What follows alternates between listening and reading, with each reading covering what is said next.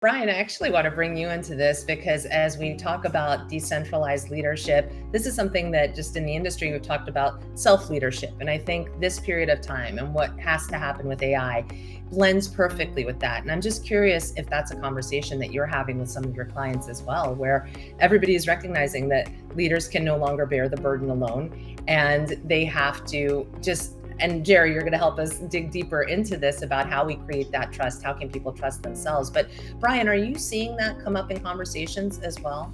It is, and I'm finding that people are being more open because they recognize that they can't do it all on their own. They need to be open, they need to be vulnerable and confess their vulnerabilities, helping people recognize that they don't have all the answers and that we need to work on this together. So leaders not only have to be trusting, but they need to be brave.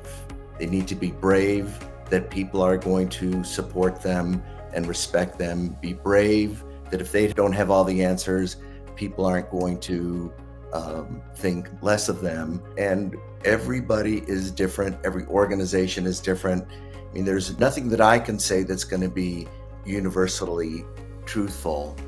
But I think people are being more vulnerable and opening up more and recognizing that they need to open themselves up to the world, open themselves up to AI, to discover paths to a more successful group, team, or organization.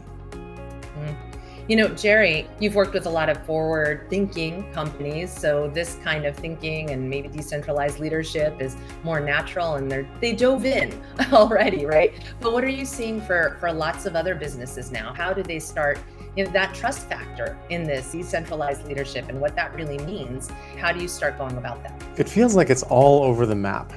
So in some places, they're having to deal with shadow AI, which means people are actually using these tools. They're just not telling anybody they're using the tools. They're using them in secret because it makes their job easier. It gives them better results.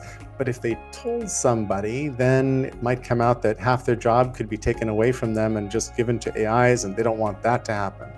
Then there's other people who are working quite publicly and have internalized how to use these AIs in a really beautiful way. They're showing their homework and they're sharing it out with internally, but sometimes also very externally.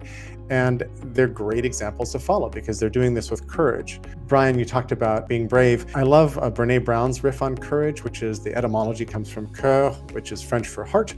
And she says, having courage is being wholehearted.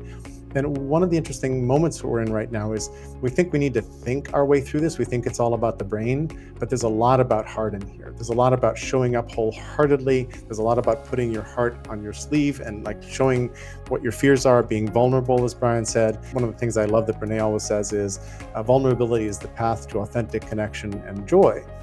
And it may seem strange to be talking about that in the middle of adopting, generative AI, but I think those things are really together, that this is a whole of the person and a whole of the enterprise moment and activity.